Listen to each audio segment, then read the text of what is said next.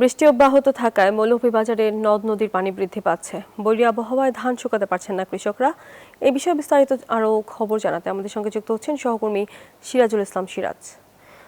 সিরাজ, আমাদেরকে জানাবেন যে এই জেলায় কত হেক্টর জমির ধান এখন পানির নিচে? ধন্যবাদ তোমা। মৌলভীবাজার জেলার ৬২,৪০০ হেক্টর জমিতে কিন্তু বোরো ধান আবাদ হয়েছে।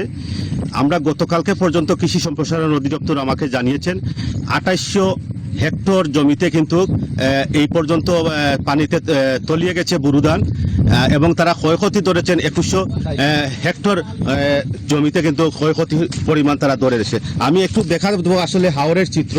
হাওরে কিন্তু দিন দিন কিন্তু বৃদ্ধি পাচ্ছে পানি।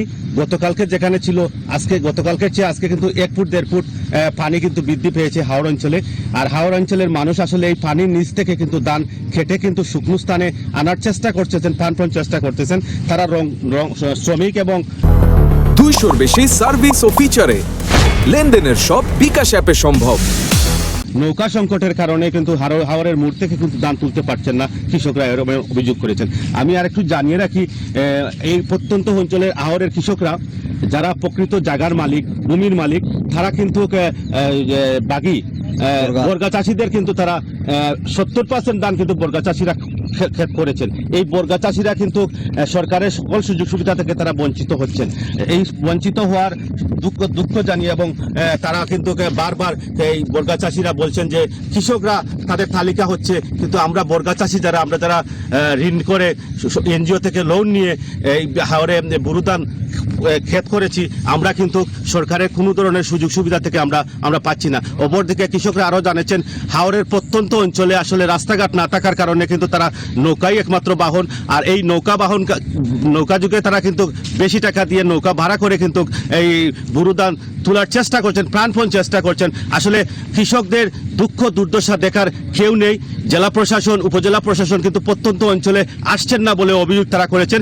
আজকে সকালে আমি জেলা প্রশাসকের সাথে কথা বলেছি, তিনি আমাকে জানিয়েছেন তারা পর্যায়ক্রমে প্রত্যেকটা উপজেলা থেকে ক্ষতিগ্রস্ত কৃষকদের তালিকা করে তারা প্রয়োজনীয় ব্যবস্থা নেবেন এবং সরকারের দিক নির্দেশনা অনুযায়ী প্রধানমন্ত্রীর নির্দেশনা ৩ মাসের জন্য ক্ষতিগ্রস্ত কৃষকদের তালিকা করে তারা কিন্তু তাদেরকে সহযোগিতার পাশে দাঁড়াবেন বা গণপ্রজাতন্ত্রী বাংলাদেশ সরকারের মাননীয় প্রধানমন্ত্রী। এইটা কিন্তু গত ২-১ দিন আগে কিন্তু উনি বলেছেন। তার কৃষকদের বারবার দাবি করতেছে যে আমরা যারা বর্গা চাষি, আমাদের পাশে যদি সরকার না দাঁড়ায় তাহলে আগামীতে কিন্তু অর্থনীতিতে বিরূপ প্রতিক্রিয়া দেখা দেবে এবং অর্থনীতিতে ভয়াবহ রূপ নেবে এবং আগামী দিনগুলোতে কিন্তু এই কৃষকরা কিন্তু এই সোনার ফসল কিন্তু ফলাতে আর আসবেন না। কারণ ৭০% কৃষক যারা, আমি আপনাদেরকে একটু দেখানোর চেষ্টা করবো, রাস্তাঘাটে না থাকার কারণে এবং যেখানে শুকনো জায়গার স্থান রয়েছে সেসব স্থানে কিন্তু কৃষকরা ধান কিন্তু এই হাওরের মোড় থেকে কিন্তু এখানে নিয়ে এসেছেন। কেউ হাওরের নিচে কিন্তু ধান তলিয়ে গেছে, আবার রাস্তার উপরে যারা রাখছেন ধান মারাই দিতেছেন, তাদের ধান এবং কাটা ধানগুলা কিন্তু রাস্তার মধ্যেই ফেলে রাখা হয়েছে, পানিতে কিন্তু তারা নিয়ে যাচ্ছে। এই ছিল মৌলভীবাজার থেকে আমার কাছ থেকে বোরো ধানের ক্ষয়ক্ষতি নিয়ে সর্বশেষ তথ্য। আমি ফিরছি স্টুডিওতে তোমার কাছে।